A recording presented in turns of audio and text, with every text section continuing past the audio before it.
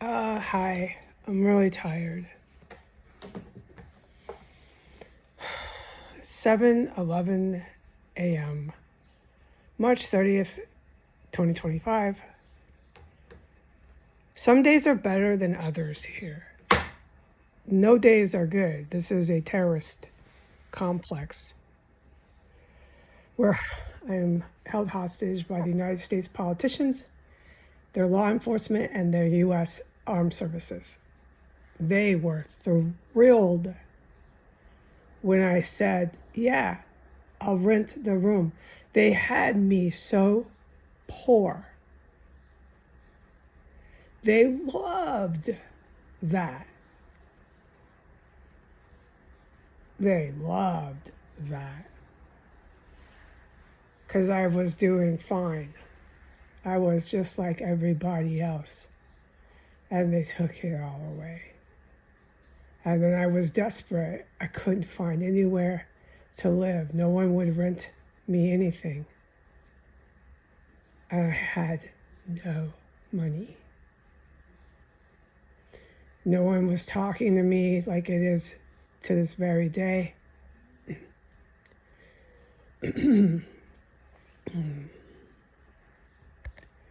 I was all by myself. So I said, I'll take the room. And the US Pentagon, Donald Trump was down the street. All his cops were on cloud nine. This was at the time when I accepted the rental here, that his cops would, in the beginning of their drug addiction, first couple of years of it, for a great percentage of them, not an entire group. And they were starting to crawl on roofs, the law enforcement, and his military members in the Pentagon. But they weren't crawling on roofs like top-ranking professional military would, you think, 007, James Bond. Far from it. They would crawl on the roofs with their eyes really, really bulging. I don't know if anyone's seen somebody who has smoked way too much crack or has done too much crystal methamphetamine, but their eyes, it's a very creepy reaction your body has to being overstimulated. Your eyes will almost pop out of your head, your eyes, and then they're real dilated, the pupils. So the person looks like they're, really, really frightening to see a person that high walking around anywhere. And they're real sweaty, covered in like a light film of sweat, where they look greasy. And they have shaved heads because they thought they were all, enlisted and working as cops, working as Navy SEALs or whatever they thought they were. And they had done so much crack and crystal in their houses, and they were told to go to their roofs, go be special agents, go do this, put the equipment, this gear on the roof. But that's the state and the condition they were in when they went and did these missions with their eyes popping out of their heads. And that's the point of time I moved in here. They'd crawl on the roofs, they'd crawl up, do their missions high on crack cocaine. This is mostly white military and white police officers. They would do their missions on the roof, high with their eyes bulging and greasy from a film of sweat all over them, from just doing too much amphetamine, stimulant, narcotic, sweaty, eyes practically popping out of your head. Your heads are shaved. They're just really creepy individuals. They go crawl on those roofs at night So this is the state of mind and the situation that was occurring at the time I rented this room. So please do understand how happy these people were when I rented the room. And that carried on for a while. Their happy party carried on. And you can see that's what it ended up to be all about. It ended up just to keep getting high in Washington, D.C., and the party had to never stop. And so, speeding up here to today's calendar date, the addiction of these people never stopped. They never quit doing drugs. They don't have their body fat anymore. They're emaciated. They're really pale. They look like what everybody knows to be an extremely addicted individual on a really hard drug. They're addicted enough you can't quite tell, and this is my take, I'm a city girl. You can't quite tell if they're on heroin or hardcore tweaker, hardcore meth addict, and you can't quite tell.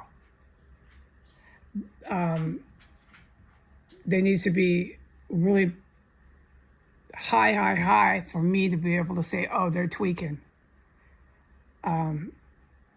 Because they do so many barbiturates in between getting high.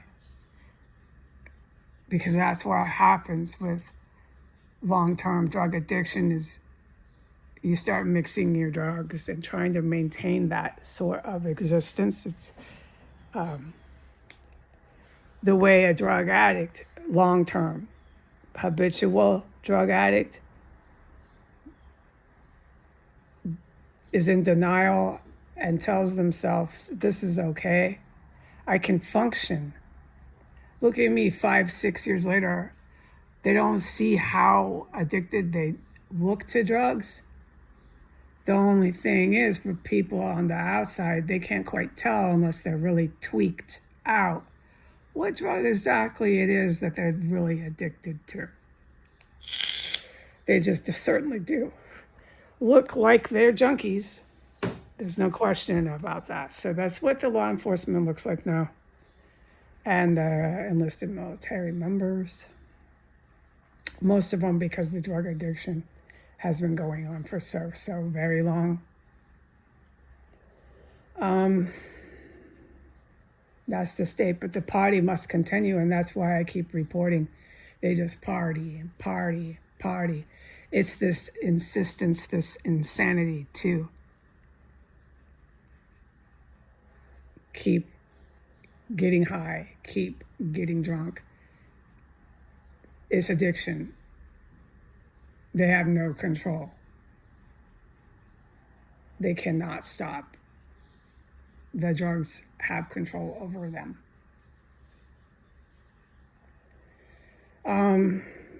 So that's what I see, I open my porch. That's what most of the college kids and their little cops, for sure. That's what I always report with the police. That's precinct, that's federal. That's what I report with their little Pentagon losers that walk by in street clothes. And I can't talk about the ones I've seen just walk straight into this compound. I can't talk about that. They're all junkies. And then, of course, the ones that came in here multiple times and tried to chat with me in a house engulfed with dead bodies. Yeah, I remember that. Okay, so they were thrilled when I accepted the rental. And here I am today. So some days are better than others in here. I'm incredibly tired. You wake up to poison, and mufflers, and it's screaming party. It never ends. And sometimes, the bomb in my bathroom. I'm just tired. That's all I wanted to say. The explosive weapon is still in the bathroom. Go in there, you go in the hallway, it's atrocious. You really smell them. I've always reported this. The police used to try to arrest me for even saying anything about it. They're terrorists. The federal agents and the Metropolitan Police Department are designated and verified, documented terror group. And they used to come in here and try to arrest me after poisoning me, making a multitude of other attempts on my life. And when that didn't work, they would use their explosive weapons. And then as soon as I said anything, they'd come charging in because I was talking about the explosive weapons. Almost every time on target, they try to harass me for it. It just never ended. So I'm really tired. Okay, bye.